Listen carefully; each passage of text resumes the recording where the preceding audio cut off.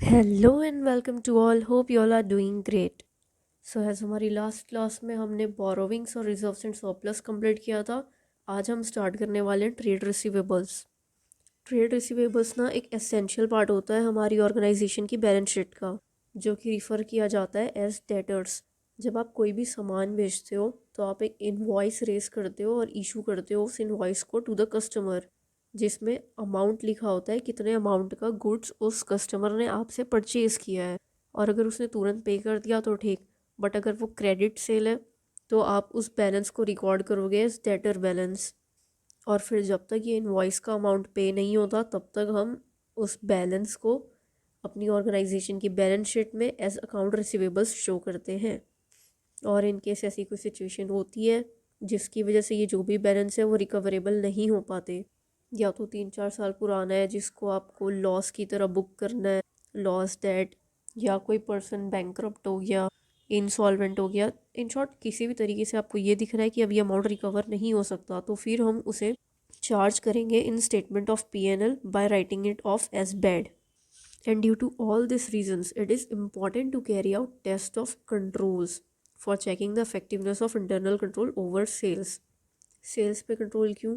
क्योंकि obviously cell होगी तभी आपके पास आपका डेटर आएगा। So following points need to be considered in respect of trade receivables. Only bona fide sales lead to trade receivable, that is bona fide मतलब genuine sales, real sales. अब हो सकता है कोई भी कंपनी है, कोई फर्म है जो बोगस सेल्स दिखा रही है, जिसका सेल एक्चुअल में 1 करोड़ है पर वो दिखा 2 करोड़ रही है और 1 करोड़ का रिसीवेबल खड़ा कर दिया है, तो वो नहीं हो सकता। सिर्फ जो बोनाफाइड सेल्स होती है, दैट इज़ जो जेन्युइन सेल्स होती है, वही ट्रेड रिसीवेबल क्रिएट कर सकती है। देन ये जो भी सेल्स है ये की गई है किसी अप्रूव्ड कस्टमर को। अप्रूव्ड कस्टमर मतलब जब आप किसी को कोई कार या फिर कोई सिम भी बेचते हो तो आप पहले उससे उसकी पूरी इन्फॉर्मेशन लेते हो, आधार कार्ड डिटेल्स एंड ऑल। तो आपने जिसे भी ये सेल की है वो एक अप्रूव्ड कस्टमर होना चाहिए। फिर वो जो भी सेल की गई है वो प्रॉपर्ली रिकॉर्ड की जानी चाहिए इन बुक्स ऑफ अकाउंट्स। और एक बार अगर रिकॉर्ड हो गया तो डेटर सिर्फ तभी सेटल होंगे जब या तो उन्होंने पैसा पे कर दिया है, या जो अथॉरिटी है, जो रिस्पॉन्सिबल पार्टी है, उसे लगता है कि अब ये डेटर हमें सेटल कर देना चाहिए। या तो आपको पैसे मिल सकते हैं या आपको दिख सकता है कि यहाँ से तो पैसा मिलेगा ही नहीं, इसलिए हम बैड में कंसिडर कर लेते हैं। Then segregation of duties at every point in sale transaction, that is debtors की अकाउंटिंग कोई और कर रहा है, पेमेंट कलेक्ट कोई और कर रहा है और रिमाइंडर्स कोई और भेज रहा है। अब अगर आपने एक ही इंसान को पूरी ये सारे काम दे दिए ना कि तुम ही अकाउंट करो, तुम ही कलेक्ट करो, तो वहाँ पे फ्रॉड या मिसस्टेटमेंट होने के चांसेस होते हैं। वो पैसों की हेरा फेरी कर सकता है। हो सकता है कि किसी एक डेटर ने पैसा पे कर दिया हो बट वो शो नहीं कर रहा है कि उसने पे किया। फिर ट्रेड रिसीवर्स के केस में ये भी देखना ज़रूरी होता है कि क्या जो भी डेटर्स हैं वो कलेक्ट किए जा रहे हैं on time, that is with in time आपको पैसे मिल रहे हैं। और अगर कोई भी ऐसा केस है जहाँ पे डेटर्स कलेक्ट नहीं किए जा पा रहे हैं टाइम में, तो क्या उन्हें बार बार रिमाइंडर्स भेजा जा रहा है या उनके अगेंस्ट कोई लीगल एक्शन लिया गया है। जो बैलेंसेस हैं उसे रेगुलरली रिव्यू किया जा रहा है। एक proper system of follow up exist करता है। और अगर कहीं पे नेसेसरी हो तो adequate provision for bed date भी बनाए जा रहे हैं bye preparing adequate ageing schedule. That is आप देख रहे हो कि आपके मोस्टली जितने भी डेटर्स हैं वो 3 मंथ्स तक में आपको पैसा पे कर दे रहे हैं, और मोर और लेस विद इन 12 मंथ्स। अब इससे ऊपर के जो है ना आपको लग रहा है ये तो अब नहीं देंगे, तो आप पहले ही उनके लिए प्रोविज़न बना के चल रहे हो उनकी एजिंग शेड्यूल के बेसिस पे। अब जब ऑडिटर ये टेस्ट ऑफ कंट्रोल्स परफॉर्म कर लेगा ओवर सेल्स, फिर वो डिसाइड करेगा about audit procedures to be applied to verify debtor balances. That is test of control से आपको इतना आइडिया हो जाएगा कि अब कौन कौन से ऑडिट प्रोसीजर हमें परफॉर्म करने हैं डेटर्स पे, उनके बैलेंस को टैली करने के लिए। So first assertion is existence. पहले तो ये चेक करो कि क्या ऐसे कंट्रोल्स हैं कि कोई भी इनवॉइस 2 बार रिकॉर्ड ना हो जाए। दैट इज़ हो सकता है आपको पता भी ना चल रहा हो और आपने कोई अच्छा कंट्रोल भी ना लगा रखा हो, एक ही इनवॉइस 2 बार रिकॉर्ड हो गया। तो सबसे पहले यही चेक करना है कि क्या ऐसे कंट्रोल्स हैं जो ये इंश्योर करते हैं कि कोई भी इनवॉइस 2 बार रिकॉर्ड नहीं होगी। 2 बार क्या, मोर देन वंस, एक ही बार होगी। और जो भी रिसीवेबल बैलेंस है वो ऑटोमेटिकली रिकॉर्ड हो जाएगा जनरल लेजर में from original invoice. That is जब आप देखोगे ना कोई भी शॉप जाते हो जहाँ पे बिल बनाते हैं, तो वो आपसे बिल प्रिंट करने से पहले पूछते हैं कि कैश या क्रेडिट। और आप जो भी बताते हो उसके बेसिस पे वहाँ वो इन्फॉर्मेशन फीड करते हैं। तो क्या ऐसा सिस्टम है कि अगर वहाँ पे क्रेडिट फीड किया गया तो अपने आप वो उसके लेजर में जाके रिकॉर्ड हो जाएगा। हर पीरियड के एंड में ना एक अकाउंट्स रिसीवेबल एजिंग रिपोर्ट बनती है, जिसमें ये देखा जाता है कि कितने रिसीवेबल्स हैं अभी, डेटर्स हैं, और उसमें कितने कितने पुराने डेटर्स हैं। तो वो रिपोर्ट को लो और उस रिपोर्ट के बैलेंस को जनरल लेजर के बैलेंस से टैली करो, चेक करो। अब जब आपको डेटर पे कर रहा है तो ये चेक करो कि जो आप रियलाइज़ कर रहे हो अमाउंट वो रिकॉर्ड हो रहा है एज़ पर इनवॉइस वॉइस और not. And if not then check जो भी पैसे आप रिसीव कर रहे हो फ्रॉम डेटर्स। जैसे मान लो पहले आपका डेटर आ रहा था, वो बोल रहा था हम मैं अभी इनवॉइस नंबर 1 के पैसे दे रहा हूँ, 2 के दे रहा हूँ, या मैं अभी 5 के पैसे दे रहा हूँ, तो आप वहाँ एडजस्ट कर लेते। बट अगर ये इनवॉइस वाइज पैसे नहीं दे रहा है, वो बस अभी पहली बार में 10 के पे कर दिया, फिर 20 के पे कर दिया, तो ऐसे केस में आपको चेक करना है कि ये जो अमाउंट है ये एडजस्ट किए जा रहे हैं chronologically invoice wise. That is जो पहला इनवॉइस है पहले उसके पैसे मान लिए आपने, फिर दूसरे के मान रहे हो। That is on FIFO basis कि जो सबसे पहला बिल है उसे सबसे पहले एडजस्ट कर रहे हो। And if realisation is made on account, verify करो कि क्या company has confirmed confirmation from debtors in respect of the same. And in case कोई लार्ज बैलेंस है जो बहुत ही लॉन्ग टाइम से ड्यू है, तो फिर ऑडिटर रीज़न पूछेगा, जस्टिफिकेशन मांगेगा उसी चीज़ के लिए कि क्यों इतना लार्ज अमाउंट ड्यू है। बिकॉज जैसा कि अभी हमने टेस्ट ऑफ कंट्रोल में पढ़ा, अगर कोई अमाउंट ड्यू है तो हम उसके लिए रिमाइंडर्स भेजेंगे और जहाँ ज़रूरी होगा वहाँ पे लीगल एक्शन भी लेंगे। अब ये सब तो आप मैनेजमेंट से बात करोगे। नाउ डायरेक्ट कंफर्मेशन प्रोसीजर्स, एक बहुत ही सिग्निफिकेंट और इम्पॉर्टेंट ऑडिट एक्टिविटी ये होती है कि आप डायरेक्ट कस्टमर से कांटेक्ट कर रहे हो, उनसे पूछ रहे हो, कंफर्म कर रहे हो कि कितना अमाउंट है आप जो अनपेड है at the end of reporting period. ये जनरली नेसेसरीली किया जाता है जो सिग्निफिकेंट अमाउंट है, दैट इज़ जो बहुत बड़े बड़े अमाउंट हैं उनके लिए। बट सिर्फ उनके लिए ही नहीं होगा, कुछ जो स्मॉलर आउटस्टैंडिंग इनवॉइसेज है उन्हें भी सिलेक्ट किया जाएगा।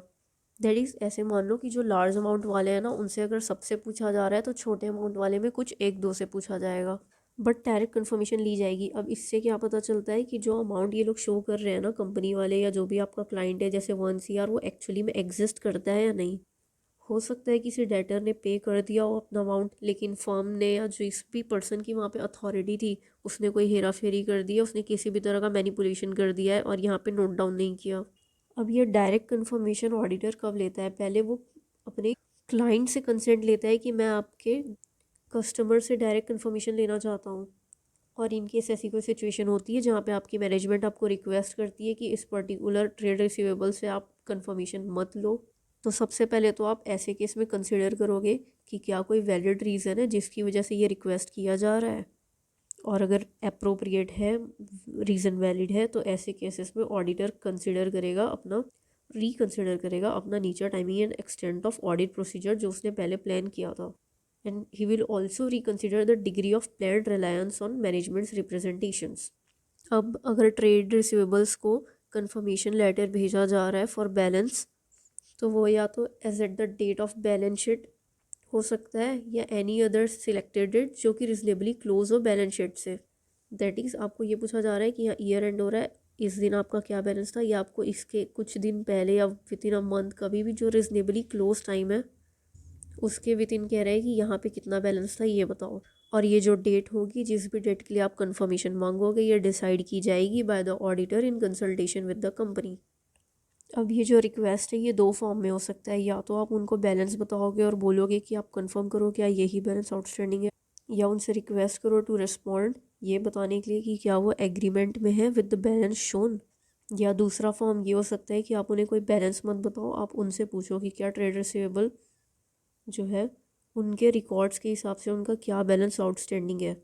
तो ये जो सेकंड फॉर्म होता है ना विदाउट एनी बैलेंस, ये प्रेफरेबल होता है, क्योंकि फर्स्ट केस में हो सकता है ना उसे मन ना कर रहा हो कि मैं पूरा रिकॉर्ड खोल के चेक करूँ, वो बस ऐसे ही कोई भी अमाउंट आपने लिखा है और उसने राइट टिक मार दी हाँ ये सही है। बट सेकंड केस में वो प्रॉपर चेक करके आपको एग्जैक्ट अमाउंट बताएगा। आप कंपनी से ये पूछोगे कि क्या हम डायरेक्ट कन्फर्मेशन ले लें, बट आप उनसे ये नहीं पूछोगे कि क्या इस पार्टी से डायरेक्ट कन्फर्मेशन ले लें। जब आप उनसे ये पूछोगे ना, तभी अगर उनकी किसी भी पार्टी के साथ कोई कॉन्फ्लिक्ट चल रही है, कोई इश्यूज चल रहे हैं, तो वो उसी टाइम बता देंगे आपको खुद। जिस वजह से जो आपका मेथड होता है ऑफ सिलेक्टिंग ट्रेड रिसीवेबल्स जिनको आपको कंफर्मेशन लेटर भेजना है, वो आप डिस्क्लोज़ नहीं करोगे, रिवील नहीं करोगे कंपनी से जब तक आपके पास ट्रायल बैलेंस नहीं आ जाता हर ट्रेड रिसीवेबल्स का। दैट इज़ जब आप ऑडिट करने जाते हो तो आपको सारे डॉक्यूमेंट्स प्रोवाइड किए जाते हैं, जिसमें से एक डॉक्यूमेंट होता है ट्रेड रिसीवेबल्स का लेजर अकाउंट। तो जब तक सारे ट्रेड रिसीवेबल्स के लेजर अकाउंट आपको हैंड ओवर नहीं कर दिए जाते तब तक आप रिवील नहीं करोगे कि आप किससे क्वेश्चनिंग करने वाले हैं। अब ये लेजर रिसीव करने के बाद आप लिस्ट बनाओगे ऑफ ट्रेड रिसीवेबल्स जिनको आपको कंफर्मेशन भेजनी है, और आप ये एंटिटी को दोगे for preparing request letters for confirmation which should be addressed properly. और ऑडिटर इसमें अपना एक स्ट्रिक्ट कंट्रोल बना के रखेगा टू एंश्योर कि एकदम करेक्ट और प्रॉपर डिस्पैच हो रहा है ऑफ रिक्वेस्ट लेटर्स। और ऑडिटर ये भी इंश्योर करता है कि जो भी कंफर्मेशन है या as well as undelivered letter है वो रिटर्न हो रहा है to the auditor not to the client. That is letter भेजा, अब रिस्पॉन्स आया तो वो ऑडिटर को मिल रहा है, पहले क्लाइंट को नहीं मिल रहा। या आपने लेटर भेजा बट वो लेटर डिलीवरी नहीं हुआ, वही वापस आ गया, तो वो भी आप ही के पास आना चाहिए। और अगर किसी भी तरह की डिस्क्रिपेंसीज दिखती है, रिवेल होती है उस कंफर्मेशन से, या अगर आप कोई भी एडिशनल टेस्ट कर रहे हो उससे जो आपको ओरिजिनल सैंपल दिया गया था उससे अलग है, उससे डिस्क्रिपेंसी दैट इज़ उससे अलग है, तो आप कंपनी से इन्वेस्टिगेट करोगे, उन्हें रिकनसाइल करने बोलोगे द डिस्क्रिपेंसीज। दैट इज़ क्यों हमें ये चेंजेस देखने को मिल रहे हैं। इन केस आप रिप्लाई रिसीव नहीं करते हो तो ऐसे केस में ऑडिटर परफॉर्म करेगा alternative procedures regarding the balances which includes पहला agreeing the balance to the cash received. आप कैश बुक से अपनी पास जो बैलेंसेस हैं उनको मिलाएंगे। ऑडिटर प्रिपेयर करेगा एक detailed analysis of the balance जो ये इंश्योर करे कि ये कंसिस्ट करता है आइडेंटिफाइड ट्रांजैक्शन का। दैट इज़ जब आप लेजर खोलो उस पर देखो तो आपको इस बैलेंस के रिगार्डिंग एक आइडेंटिफाइड ट्रांजैक्शन मिल जाए, और जिससे ये कंफर्म हो पाए कि ये जो भी रेवेन्यू ट्रांजैक्शन है ये एक्चुअली में ऑकर हुआ है। और अगर जो ये ट्रेड रिसीवेबल्स हैं इनमें से कोई रिसीवेबल ऐसे हैं जो रिलेटेड पार्टी है तो ऐसे में हम रिव्यू करेंगे फॉर कलेक्टेबिलिटी एज वेल एज क्या जो ये ट्रांजैक्शन है वो प्रॉपरली ऑथराइज़ किया गया है, और ये जो भी वैल्यू है इस ट्रांजैक्शन का क्या वो रिजनेबल है और आर्म्स लेंथ प्राइस में। आर्म्स लेंथ प्राइस मतलब आप जिस प्राइस में अपने एक नॉर्मल कस्टमर को सामान देते हो उसी प्राइस में आप अपनी रिलेटेड पार्टी को भी दे रहे हो। रिलेटेड पार्टी के लिए कोई स्पेशल डिस्काउंट नहीं है। और अगर आर्म लेंथ से अलग हो कि कोई भी ट्रांजैक्शन की गई है then we have to check कि उसे इंक्लूड नहीं किया गया है इस लिस्ट में। And then trend analysis perform करो, रिव्यू करो एक ट्रेंड लाइन को of sales and account receivables और comparison of two over time.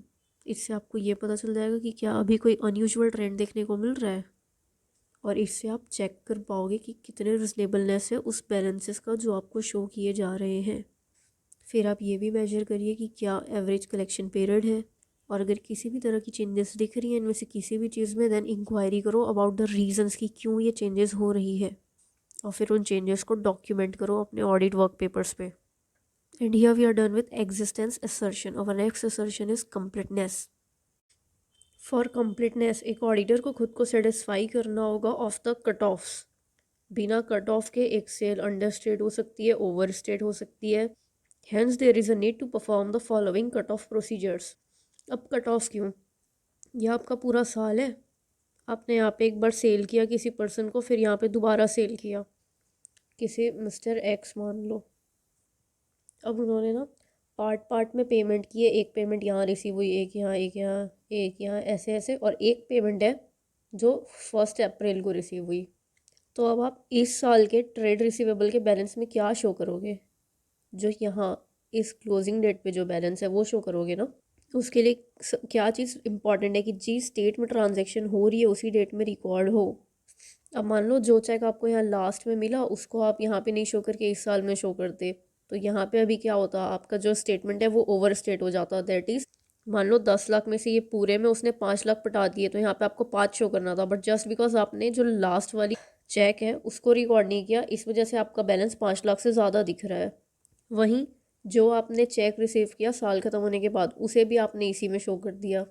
अब इसकी वजह से आपका जो बैलेंस है वो अंडर स्टेट हो सकता है।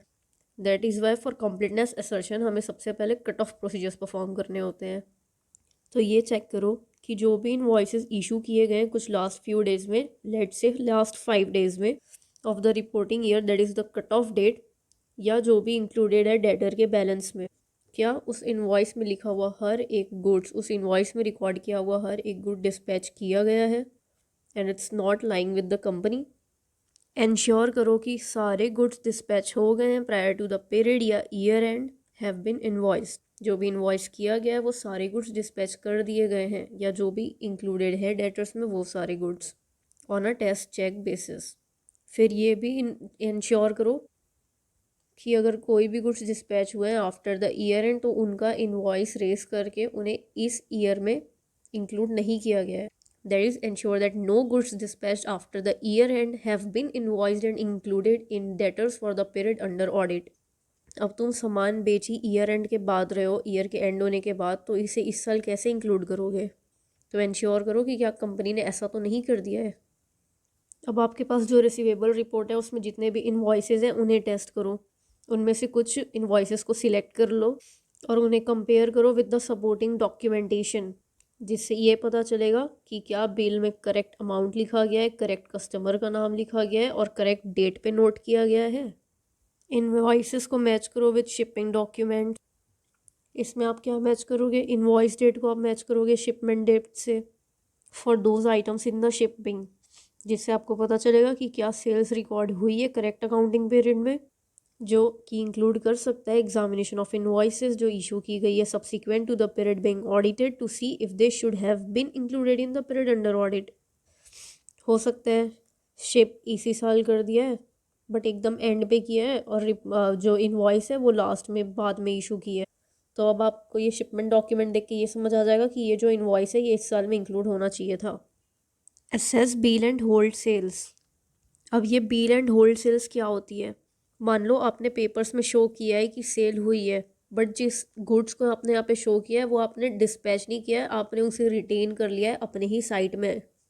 इसे कहते हैं बिल एंड होल्ड। बिल बना दी बट होल्ड करके रखे हो, उसे दे नहीं रहे हो गुड्स।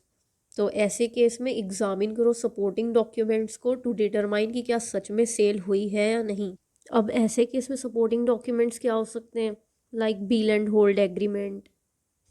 आफ्टर दिस रिव्यू करो रिसीविंग लॉग को, ये चेक करने के लिए कि क्या कंपनी ने रिकॉर्ड किए कोई inordinately large amount of customer returns after the audit period, जो देख के आपको ये लगे कि कंपनी ने शिप कर दिए थे बहुत सारे goods near the end of audit period then what the customer had actually authorised to inflate the profits of company. अब मान लो किसी कस्टमर ने आपसे 100 पीसेस जो भी प्रोडक्ट है वो मंगवाया है, आपने उसे भेजते वक्त भेज दिया 1000 प्रोडक्ट। क्यों? क्योंकि आपको इस साल की सेल बढ़ा के दिखानी थी, आपको प्रॉफिट बढ़ा के दिखाना था। फिर जब उस कस्टमर के पास ये गुड पहुंचा, उसे पता चला उसने 900 गुड्स वापस भेज दिए। तो आप सिर्फ ऑडिट करते वक्त ना ये पीरियड के बीच के सिर्फ ट्रांजैक्शन नहीं चेक करते हो, उसके बाद की भी कुछ ट्रांजैक्शंस चेक होती है एक पॉइंट ऑफ टाइम तक। सो अगर रिसीविंग लॉग देख के आपको ये समझ आ रहा है कि कंपनी ने रिकॉर्ड की है कोई inordinately large amount of customer return, जिससे आपको ये लगता है कि कंपनी ने जानबूझ के कुछ ज़्यादा गुड्स शिप कर दिए थे then actually what customer has authorised to inflate the profits of company. तो अगर ऐसा कोई भी केस प्रेजेंट होगा तो आपको वो रिसीविंग लॉग चेक करने से समझ में आ जाएगा। रिव्यू करो क्या process of giving discount incentives, और चेक करो कि ये जो भी डिस्काउंट और इंसेंटिव दिया गया है वो as per the companies policy दिया गया है या नहीं।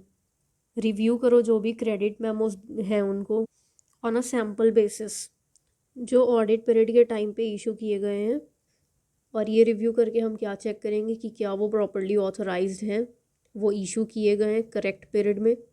और उन क्रेडिट मेमोज को भी रिव्यू करो जो इशू किए गए हैं after the period end to see if they relate to transaction belonging to the period under audit. और अगर किसी भी तरह की डिडक्शन दिख रही है आपको बिल में तो फिर चेक करो उसे और उसके बारे में रीज़न और जो भी कॉरेस्पॉन्डेंस है वो लो। दैट इज़ आपको किसी भी तरह का बिल में डिडक्शन दिख रहा है तो आप मैनेजमेंट से उसकी रीज़न मांगोगे कि क्यों यहाँ पे ये डिडक्शन की गई है।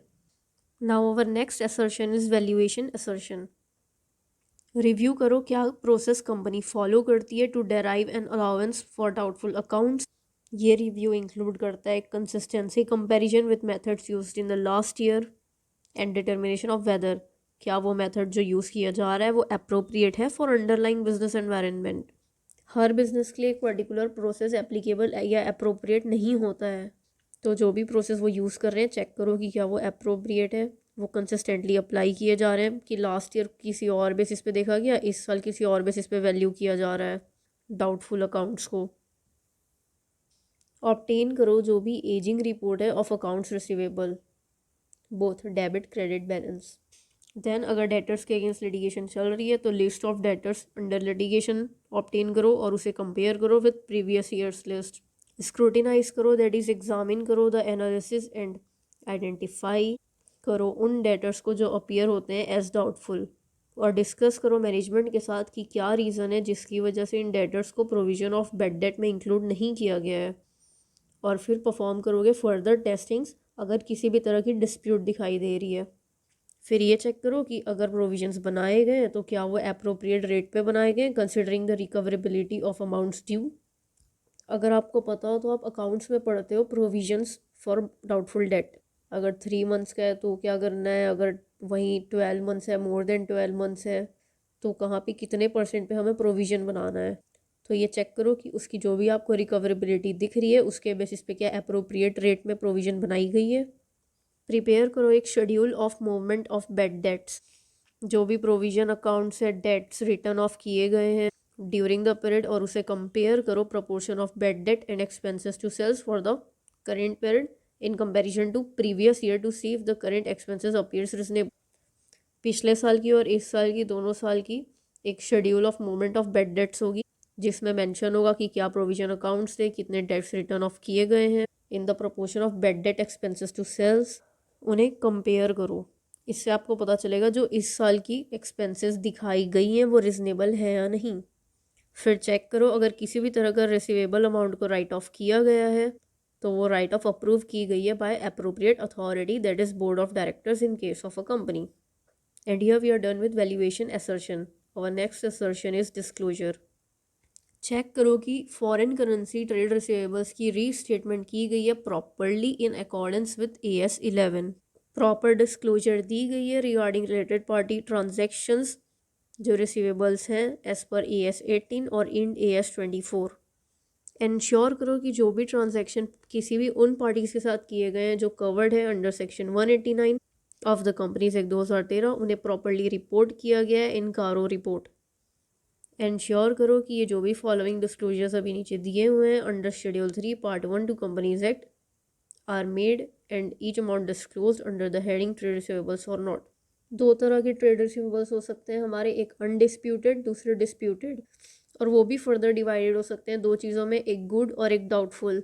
तो ये चारों undisputed trade receivable considered good, undisputed doubtful, disputed good and disputed doubtful, इनके बारे में बताओ कि इनमें से कितने फॉर लेस देन 6 मंथ हैं या 6 मंथ से 1 ईयर है, 1 से 2 साल के लिए, 2 से 3 साल के लिए, मोर देन 3 ईयर्स, और टोटल कितने हैं।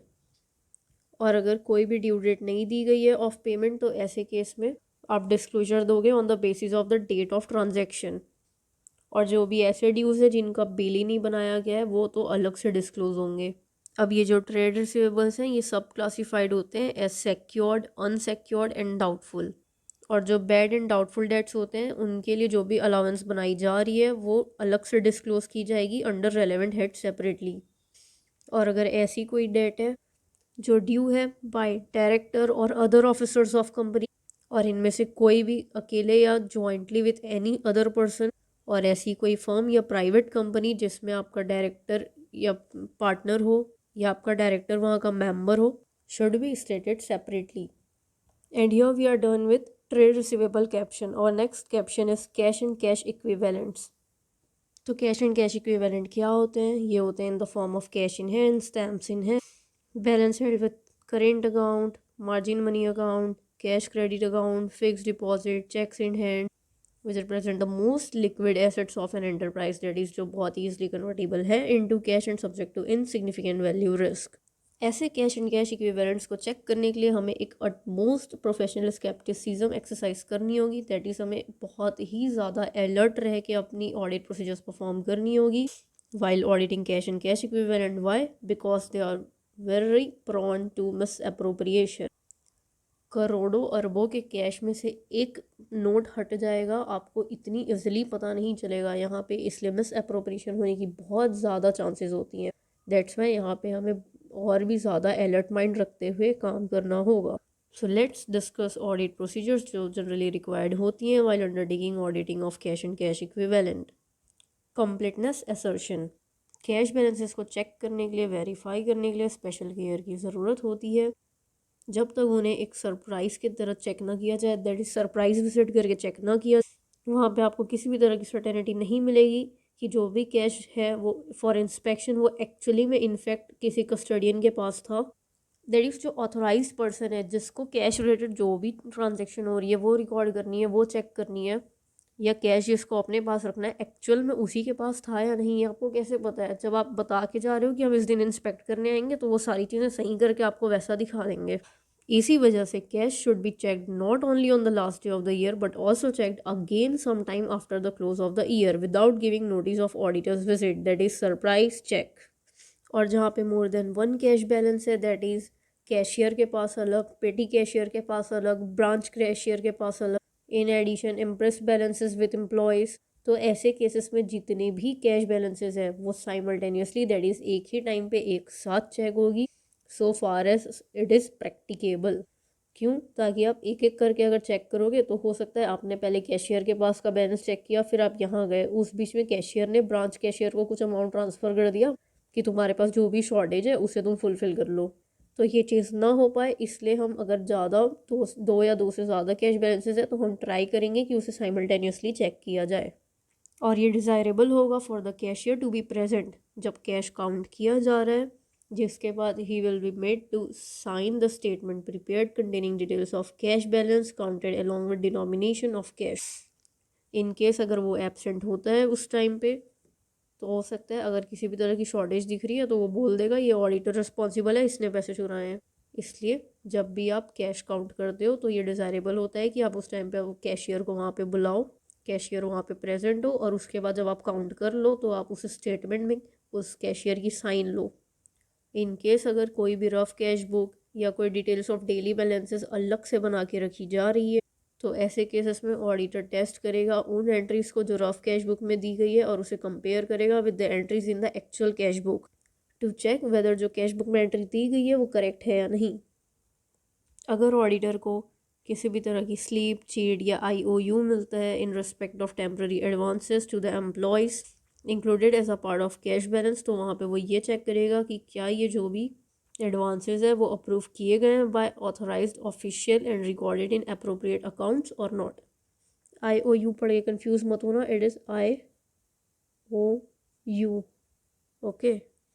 ऑडिटर को कैश सेंसिटिविटी एनालिसिस भी परफॉर्म कर by compiling a summary of total cash receipts and payment each month, और एनालाइज करो फिर कि क्या ट्रेंड है हर मंथ का, और अगर किसी भी मंथ के किसी भी तरह के रिसिप्ट या पेमेंट में बहुत ज़्यादा आपको वेरिएशन दिख रही है तो फिर मैनेजमेंट से रिक्वेस्ट करो एक brief description about why this variation is present. Also, auditor needs to obtain the BRS, that is bank reconciliation statement for all bank accounts जो भी entity ने बना रखी है as at the reporting period, और उसके साथ उसे इस चीज़ की भी अंडरस्टैंडिंग लेनी होगी कि क्या प्रोसेस है क्लाइंट के BRS बनवाने का और उसके पीरियोडिसिटी का। अब आपको BRS के नाम पे कोई भी स्टेटमेंट ला के दे दी गई तो आप उसे उठा के चेक करने नहीं बैठ जाओगे, पहले आप इंश्योर करोगे, चेक करोगे कि ये जो BRS है वो साइन की गई है by authorised personal so that आप उस पर अपनी रिस्पॉन्सिबिलिटी असाइन कर पाओ in case of any errors. BRS का वेरिफिकेशन कैसे करोगे? टैली करोगे बैलेंस एज पर bank book to the bank confirmation या बैंक स्टेटमेंट। जो भी मटेरियल रिकनसाइलिंग आइटम्स हैं उन्हें चेक करो including checks issued but not presented for payment to the underlying bank book forming part of books of account, और इसके साथ auditor request करेगा for bank statement of subsequent period जिससे वो ये वेरीफाई कर पाए कि जो चेक इशू किया गया है have been subsequently cleared by the bank और नॉट। दैट इज़ आपने इस साल में चेक रिसीव तो कर लिया है बट ये चेक आपको मिलने वाला है इसका अमाउंट इस साल, तो अब आप सब्सिक्वेंट पीरियड का भी जो बैंक स्टेटमेंट है वो मंगवाओगे ये चेक करने के लिए कि क्या एक्चुअली में क्लियर किया गया है चेक। और एंड फॉर ऑल केसेस जहाँ पे चेक स्टेल बन गए हैं दैट इज़ फॉर 3 months और more have been lapsed from the issue date और चेक का अमाउंट आपको नहीं आया है तो same should be appear in BRS and should be instead taken back to liabilities. That is अपने बैंक रिकन्सिलेशन स्टेटमेंट पे जिस चेक के अमाउंट को आपने शो कर दिया था, अब आप उसे वापस वहाँ से हटाओगे और लाइबिलिटी में ले जाओगे। ये तो था about cheques issued but not presented for payment. Now cheques deposited but not credited by bank. ये कैसे चेक करोगे? By requesting for bank deposit slips, क्या वो ड्यूली एक्नॉलेज किए गए हैं बाय बैंक, और वेरीफाई करो कि क्या बैलेंस क्रेडिट किया गया है by bank subsequently by telling to the bank statement of subsequent period. इस पॉइंट ऑफ टाइम पे ड्यूरिंग द ईयर नहीं किया गया बट सब्सिक्वेंट पीरियड में भी तो किया गया होगा ना, तो टैली करो उस चीज़ को बैंक स्टेटमेंट के साथ कि क्या अमाउंट क्रेडिट किया गया है या नहीं। और अगर किसी भी चेक के लिए आपको ये देखने को मिल रहा है कि वो चेक क्लियर नहीं हुआ है बियॉन्ड रीजनेबल टाइम, तो ऑडिटर फिर मैनेजमेंट से एक ब्रीफ डिस्क्रिप्शन मांगेगा रिगार्डिंग दिस इशू। और अगर किसी भी ऐसे केस में ये हो जाता है कि जो मैनेजमेंट आपको डिस्क्रिप्शन दे रही है, जो एक्सप्लेनेशन दे रही है, वो आपको अनसेटिस्फैक्टरी लग रही है, तो फिर ऑडिटर वेरीफाई करेगा कि रेवेन्यू रिकॉग्निशन उस पार्टीज़ का क्या कंपनी की रेवेन्यू रिकॉग्निशन पॉलिसी के बेसिस पे किया गया है या नहीं। Now our next point is about amounts और चार्जेस डेबिटेड और credited by bank but not accounted for. तो ये भी कैसे चेक करोगे? By requesting for bank statement for the period under audit, और टैली करोगे उसे। और अगर कोई भी अमाउंट वहाँ पे आपको ऐसा दिख रहा है जो आपको लग रहा है कि ये मटेरियल है, तो इंश्योर करो कि मैनेजमेंट उसके अगेंस्ट एडजस्टमेंट्स रिकॉर्ड कर रही है in the books of account. और अगर मैनेजमेंट ऐसा नहीं कर रही है तो ऑडिटर कंसिडर करेगा to qualify the report. That is, अगर आपको किसी भी तरीके का फ्रॉड दिखता है तो पहले आप मैनेजमेंट को बताते हो कि ये फ्रॉड है, आपको इसे सही करना है। अगर मैनेजमेंट सही कर रही है टाइम रहते तो ठीक है, अदरवाइज़ आप अपनी रिपोर्ट क्वालिफाई कर दोगे। डायरेक्ट कन्फर्मेशन प्रोसीजर एक बहुत ही सिग्निफिकेंट और इम्पॉर्टेंट ऑडिट एक्टिविटी है। To contact banks and financial institutions directly to ask them to confirm the amounts held in current account, deposit account, EEFC account और किसी भी तरह का अकाउंट्स है जो भी as of the end of the reporting period under audit है, उस हर एक अकाउंट के बैलेंस को लेके आप कंफर्मेशन लोगे फ्रॉम द बैंक और financial institution. And this should be necessarily done for all account balances at the period and. And then the company should be asked to investigate and reconcile the discrepancies if any। अगर आपको bank से confirmation लेते वक्त किसी भी तरह की discrepancy दिखती है तो फिर आप कंपनी को बोलोगे कि आप इन्वेस्टिगेट करो और रिकनसाइल करो ये जो भी डिस्क्रिपेंसी हमें दिख रही है उसे, और हमें एक रिटर्न एक्सप्लेनेशन दो, क्लैरिफिकेशन दो, या आप बैंक से एक रिटर्न एक्सप्लेनेशन क्लैरिफिकेशन लो फॉर एनी अनरिजॉल्व क्वेरीज। कभी कभी होता है ना, आप किसी को पैसे ट्रांसफ़र करते हो, आपके अकाउंट से तो पैसे डिडक्ट हो जाते हैं पर सामने वाले के पास नहीं पहुंचते, या वो 24 आवर्स, 48 आवर्स, 72 आवर्स लेते हैं। या कभी आपने एटीएम में पैसे डिपॉजिट किए जो कि फंस गए, डायरेक्ट आपके अकाउंट में तुरंत नहीं आए, उसे भी आने में कुछ टाइम लगा। तो अगर ऐसी कोई भी अनरिजॉल्व क्वेरीज है जिसकी वजह से ये डिस्क्रिपेंसी आ रही है, तो फिर ये कंपनी का काम है कि वो जाके रिटर्न एक्सप्लेनेशन और क्लैरिफिकेशन ले from the bank regarding this unresolved query. Auditor को 100% ऑफ बैंक अकाउंट बैलेंसेस के बारे में कंफर्मेशन लेनी चाहिए, पर कभी किसी रिमोट सिचुएशन में अगर आप रिप्लाई को रिसीव नहीं कर पा रहे हो तो ऐसे केस में ऑडिटर परफॉर्म करेगा कुछ additional testing procedures regarding the balances. This testing could include, अब आप फिजिकल फॉर्म में रिप्लाई को रिसीव नहीं कर पा रहे हो तो अब आप बैलेंस को एग्री करोगे, दैट इज टैली करोगे, चेक करोगे बैंक स्टेटमेंट से जो कि कंपनी के पास था, या आप इंटरनेट में ऑनलाइन लॉगिन करोगे अकाउंट को इन ऑडिटर्स पर्सनल प्रेजेंस, या अपनी ऑडिट टीम मेंबर से कुछ लोगों को भेजोगे उस बैंक के ब्रांच में along with the entities personnel to obtain balance confirmation from the bank directly. या तो डायरेक्टली उस बैंक में जाके कंफर्मेशन लो या फिर लॉगिन करो अकाउंट में ऑडिटर के पर्सनल के प्रेजेंस में। वैल्यूएशन असर्शन, अभी तक हमने ऊपर जो भी प्रोसीजर्स पढ़े हैं उनके एडिशन में वैल्यूएशन के लिए ऑडिटर एक और चीज़ चेक करेगा, वो इंश्योर करेगा कि जितने भी बैंक अकाउंट्स हैं holding foreign currency have been restated at the closing exchange rate as per applicable FRF। और next assertion is disclosure assertion. Ensure करो कि जो ये फॉलोइंग डिस्क्लोजर्स हैं ये सब as per schedule 3 part 1 of companies act किए गए हैं या नहीं। तो कैश एंड कैश इक्विवेलेंट के रिगार्डिंग क्या डिस्क्लोजर्स होता है कि सबसे पहले तो आप उसे डिसक्लासीफाइड ही कर रहे हो as balance with bank, cheques, draft on hand, cheque on hand या अदर्स। और अगर कोई ये मार्क्ड बैलेंस है विद बैंक, दैट इज़ कोई अनपेड डिविडेंड, तो वो अलग से सेपरेटली आपने स्टेट किया है। देन अगर कोई बैलेंस है with bank to the extent held as margin money और सिक्योरिटी अगेंस्ट बोरोइंग, गारंटी और other commitments shall be disclosed separately.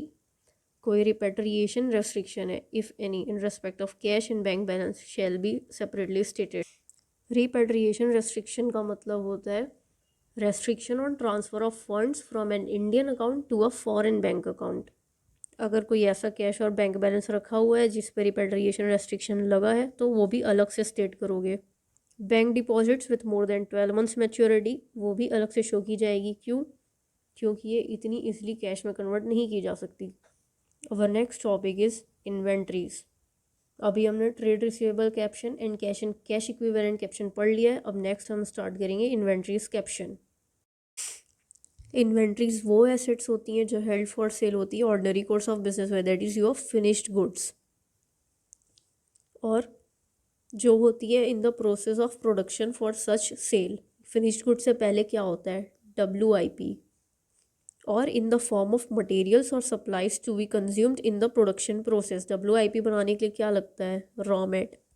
That is हम इन्वेंट्रीज क्या को बोलते हैं? Finished goods, WIP, raw mat. इन इन्वेंट्रीज की वैल्यूएशन के बारे में कौन सा AS बताता है? AS2 की इन्वेंट्री वैल्यू होगी या तो एट लोअर ऑफ कॉस्ट और NRV। कॉस्ट और NRV में से जो लोअर होगा वो इन्वेंट्री का वैल्यू होगा। और आप जिस भी बेसिस पे वैल्यूएशन कर रहे हैं वो कंसिस्टेंटली अप्लाई होनी चाहिए ऑन ईयर बेसिस। और अगर कभी भी किसी भी तरह से अकाउंटिंग पॉलिसी में कोई भी चेंजेस की गई है तो वो एडिक्वेटली डिस्क्लोज करनी होगी in financial statements.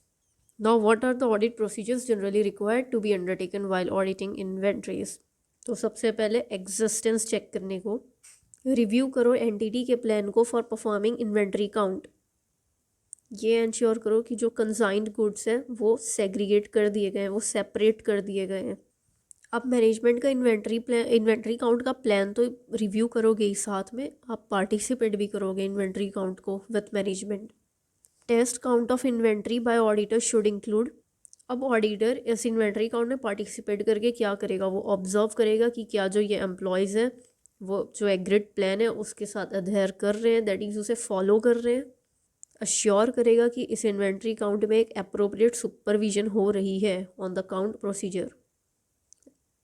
And then he will assure कि जो भी आइटम्स है सारे प्रॉपर्ली टैग्ड किए जा रहे हैं, प्रॉपर्ली काउंट किए जा रहे हैं, कोई भी आइटम छूट नहीं रहा है। और फिर जो भी इन्वेंट्री है उसमें आप जो भी टैग लगा रहे हो कि हाँ ये काउंट हो गया, अब ये ऑब्जर्व करो कि प्रॉपर अमाउंट में काउंट हो रहा है। एंड देन ये डिटरमाइन करो कि ये जो टैक्स है, समरी शीट्स हैं, वो प्रॉपर्ली कंट्रोल्ड और रिकनसाइल्ड की हुई है। Reconciliation of test control with tags and summary sheets. जो आपको टेस्ट काउंट में देखने को मिलता है आप उसे रिकनसाइल करते हो with tags and summary sheets. और अगर आपको ये करने के बाद कोई भी डिस्क्रिपेंसी दिखती है तो आप उसे समराइज करते हो और एग्री करते हो with client personal, that is उनसे जाके पूछते हो कि ये डिस्क्रिपेंसी क्यों है। इस पूरे इन्वेंट्री काउंट के टाइम पे आपको अलर्ट रहना है, स्पेशली तब जब आपको लग रहा हो कि कोई एम्प्टी बॉक्सेस हो सकती है या ऑब्सोलीट आइटम प्रेजेंट हो सकती है। अब क्या पता आपके सामने जाके 10 बॉक्सेस में टैग लगा दिया हो, बट ये एक्चुअल में ये 10 बॉक्सेस में ना सामान नहीं है, 5 में ही सामान है, 5 तो एम्प्टी है। तो आपको इन सब चीज़ों को लेके बहुत ही कॉशियस रहना होगा, अलर्ट रहना होगा। परफॉर्म करो cut off testing by documenting last 5 to 10 receiving reports and shipping documents as the period end. Period end की जो भी शिपिंग डॉक्यूमेंट्स है, रिसीविंग रिपोर्ट्स है, उन पे कट ऑफ टेस्टिंग करो, दैट इज़ चेक करो कि जो यहाँ पे इंक्लूड किया जा रहा है वो इसी टाइम पीरियड का है। ये इंश्योर करो कि अगर किसी थर्ड पार्टी के पास कोई स्टॉक रखा है जो कि डैमेज हो चुका है या ऑब्सोलीट हो गया है तो वो आपने एक्सक्लूड किया है। इंश्योर करो कि जितनी भी स्टॉक शीट्स हैं उन सब की अकाउंटिंग हो रही है। देन इन्वेस्टिगेट करो कि क्या कोई सिग्निफिकेंट डिफरेंस दिख रहा है जो फिजिकल स्टॉक है हमारा और जो स्टॉक के रिकॉर्ड्स हैं उनके बीच में। फर्दर जो एंटिटी के पर्सनल्स हैं उन्हें बोलो कि आप साइन करके दो हमें स्टॉक काउंट शीट पे, और एग्री करो विद द वेरिएंसेस ऑब्जर्व्ड कि हाँ ये वेरिएंसेस देखने को मिले हैं, if any, to avoid any conflict. हो सकता है कल को आप जाके मैनेजमेंट से पूछो कि आपके स्टॉक काउंट में तो इतना स्टॉक दिखा रहा है और आपके स्टॉक रिकॉर्ड में इतना, यहाँ पे तो वेरिएंस दिख रही है।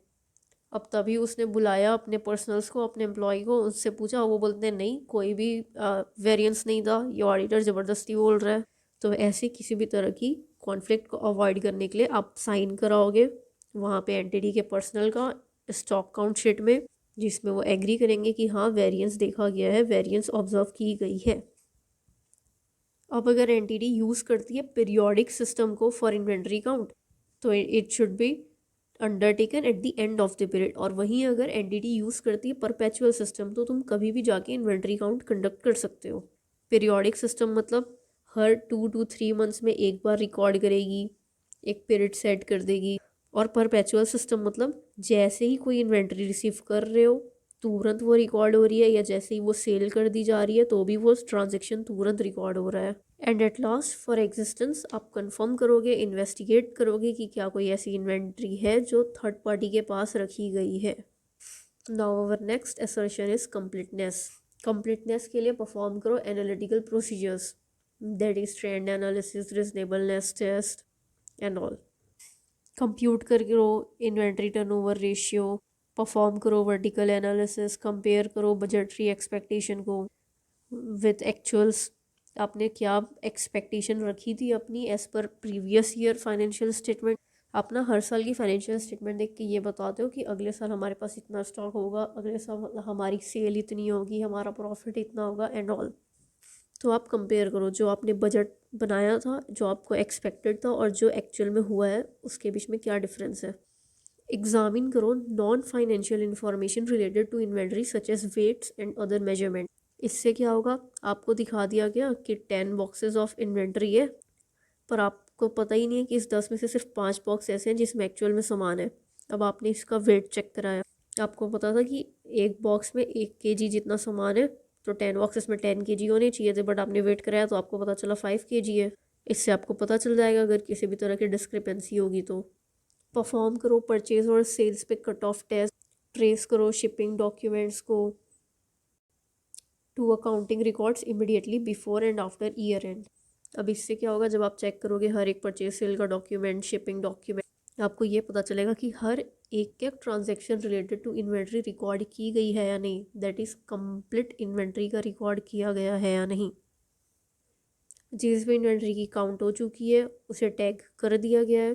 उन इन्वेंट्रीज के लिए परफॉर्म करो टेस्ट फॉर ओमिटेड ट्रांजैक्शन या test for invalid transaction. Verify करो अगर कोई क्लैरिकल या अरिथमेटिकल एक्यूरेसी है या नहीं ऑफ इन्वेंट्री लिस्टिंग। हो सकता है काउंट नहीं करा, लिखते वक्त गलत लिख दिया। रिकंसाइल करो जो फिजिकल इन्वेंट्री अमाउंट है वो परपेचुअल रिकॉर्ड से मैच करता है या नहीं। रिकंसाइल करो physical count with general ledger control totals, that is जो आपने फिजिकली काउंट किया और जो आपके लेजर में शो किया गया है। रिकंसाइल करो, चेक करो उन इन्वेंट्रीज को जो बिलोंग करते हैं किसी क्लाइंट को बट रखे गए हैं विथ एनी थर्ड एड party like transporter, warehouse, port authorities etcetera. और जो भी गुड्स आपने रिसीव किए हैं ऑन कंसाइनमेंट बेसिस उसे सेपरेट किया गया है from other items of inventory. Our next assertion is rights and obligation. आपके पास जो इन्वेंटरी रखी हुई है आपके पास उसकी राइट भी है, आप उसे जैसा चाहो वैसा यूज़ कर सकते हो।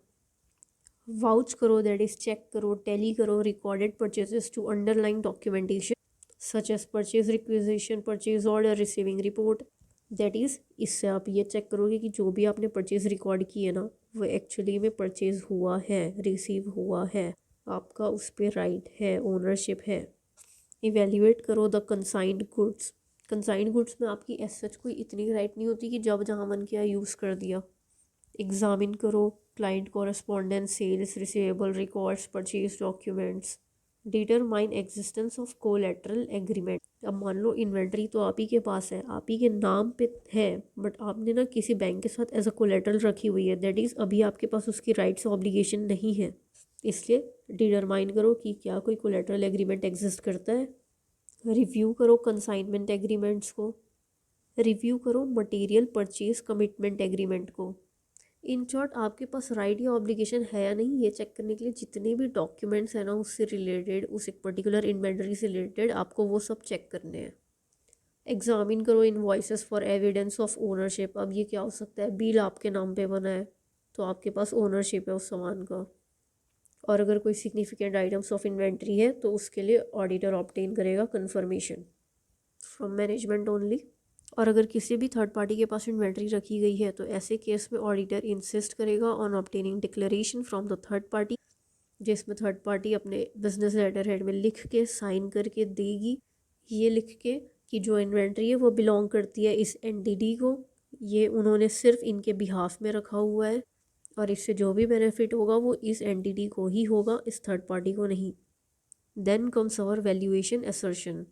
डिपेंड करता है कि कैसे आपका बिजनेस ऑपरेट कर रहा है, उसके बेसिस पे मैनेजमेंट ये डिसाइड करेगी कि इन्वेंट्री की वैल्यूएशन कैसे करनी है, दैट इज़ फीफो यूज़ करके, वेटेड एवरेज यूज़ करके, लीफो यूज़ करके। क्या for raw materials and consumables, ये असरटेन करो कि क्या ऐसे एलिमेंट्स ऑफ कॉस्ट इन्वॉल्व हैं जो रिफंडेबल नहीं है या कैरियज ड्यूटी जो आपने पे की है। अब एक्चुअल कॉस्ट आपके रॉमेट का था 100 रुपये, पर उसे लाने में कैरियज लग गया 10 रुपये, ड्यूटी आपको देनी पड़ गई 10 रुपये। अब आप यहाँ पे शो करोगे 120, 100 नहीं। और अगर किसी स्टैंडर्ड कॉस्ट को यूज़ किया जा रहा है तो इंक्वायर करो कि क्या बेसिस है इस स्टैंडर्ड का और कैसे ये कंपेयर होगी विथ एक्चुअल कॉस्ट, और अगर इनके बीच में कोई भी वेरिएंसेस दिखने को मिल रही है तो उसे कैसे अकाउंट किया जा रहा है, कैसे ट्रीट किया जा रहा है इन अकाउंटिंग रिकॉर्ड्स।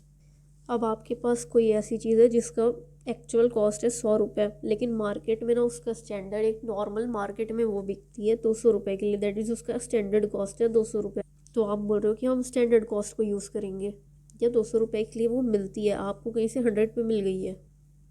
अब आप जब स्टैंडर्ड कॉस्ट यूज़ कर रहे हो तो इसके बीच में जो डिफरेंस आ रहा है, जो वेरिएंस आ रहा है, उसे कैसे अकाउंट किया जा रहा है, ट्रीट किया जा रहा है इन अकाउंटिंग रिकॉर्ड्स, ये चेक करोगे आप। टेस्ट चेक करो क्या कॉस्ट प्राइसेस दी हुई थी परचेज इनवॉइसेस में पिछले मंथ की। अगर इस मंथ काउंट हो रहा है तो पिछले मंथ का परचेज इनवॉइस चेक करो, उसमें दिए गए कॉस्ट प्राइसेस चेक करो। फॉलो अप लो, वैल्यूएशन का कैसे वैल्यू किया गया डैमेज, एब्सोल्यूट, ऑब्सोलीट इन्वेंट्रीज को जो देखी गई है फिजिकल काउंटिंग के वक्त, to establish its realistic net realisable value. That is कोई इन्वेंट्री थी जो पहले होगी 1000-2000 रुपये की, बट आज की डेट में जस्ट बिकॉज वो ऑब्सोलीट हो चुकी है या वो डैमेज हो चुकी है, वो ज़्यादा से ज़्यादा उसकी नेट रियलाइजेबल वैल्यू 100 रुपये की बच गई है। तो फॉलो अप लो इन वैल्यूएशंस का। वर्क इन प्रोग्रेस के केस में एसरटेन करो कि कैसे various stages of production, value addition को मेजर किया जा रहा है, और अगर कोई एस्टिमेट लिया जा रहा है तो अंडरस्टैंड करो, समझो बेसिस फॉर सच एस्टिमेट। फिर एसरटेन करो कि क्या एलिमेंट्स ऑफ कॉस्ट वहाँ पे इंक्लूडेड है, दैट इज़ अगर कोई ओवरहेड इंक्लूडेड है तो एसरटेन करो कि किस बेसिस पे उन्हें इंक्लूड किया जा रहा है, और कंपेयर करो उस बेसिस को with available costing and financial data. That is आपने कॉस्ट के चैप्टर में पढ़ा होगा ना, ओवरहेड्स का डिस्ट्रीब्यूशन, पहले प्राइमरी फिर सेकेंडरी, तो किस तरीके से इन ओवरहेड्स को इंक्लूड किया जा रहा है, और उसे कंपेयर करो जो भी आपके पास available costing financial data information है जो आपको एंटिटी ने दी है। ये इंश्योर करो कि मटेरियल कॉस्ट में किसी भी तरह का एबनॉर्मल वेस्टेज फैक्टर इंक्लूड नहीं किया गया है। For finished goods and goods for resale, inquire करो कि क्या बेसिस पे इनके कॉस्ट को इंक्लूड किया गया है, how this have been established. Ensure करो कि जो ओवरहेड्स हैं वो इंक्लूड किए गए हैं, जो भी इंक्लूड किए गए हैं वो डिटरमाइन किए गए हैं बेस्ड ऑन नॉर्मल कॉस्ट, और वो रिजनेबल है इस पर्टिकुलर सर्कमस्टांसेस में।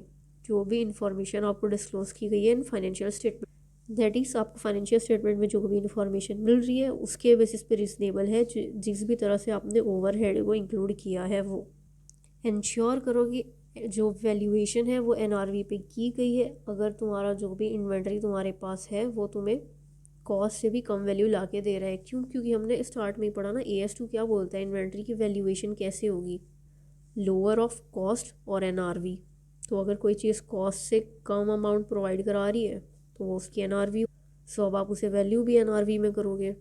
और ऐसे आइटम के लिए वेरीफाई करो कि क्या उसके रेलेवेंट सेमी या पार्टली प्रोसेस्ड इन्वेंट्री जो भी है, दैट इज़ WIP या रॉमेट, उन्हें भी रिटर्न डाउन किया गया है या नहीं।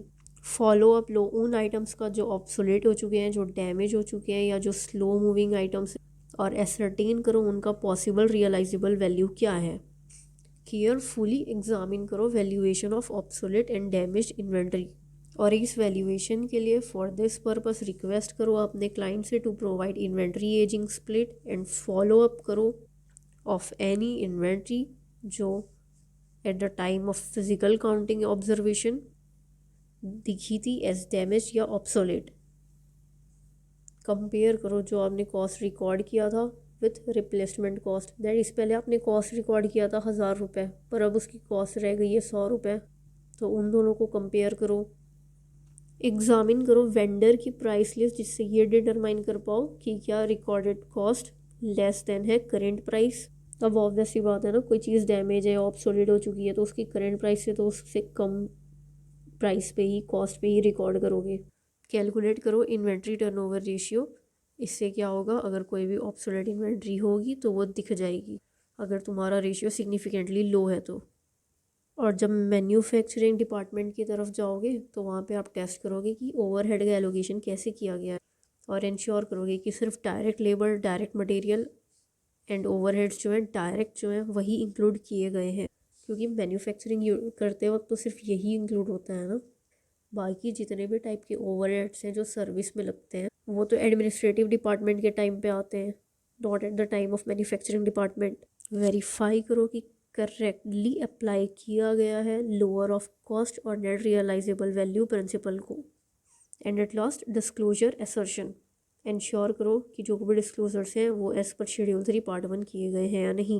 और ये डिस्क्लोजर्स क्या होते हैं कि क्या तुमने इन्वेंट्री को क्लासीफाई किया है as raw mat, WIP, finished goods, stock in trade, store spares, loose tools, others. Whether जो गुड्स ट्रांजिट में है उसे सेपरेटली डिस्क्लोज किया गया है या नहीं, और जो भी मोड ऑफ वैल्यूएशन है वो सही से स्टेट किया गया है या नहीं। And here we are done with our today's class. हम नेक्स्ट क्लास में स्टार्ट करेंगे हमारी property, plant and equipment. In case of any doubt, you can ask. I will clear your doubts. Thank you and all the best.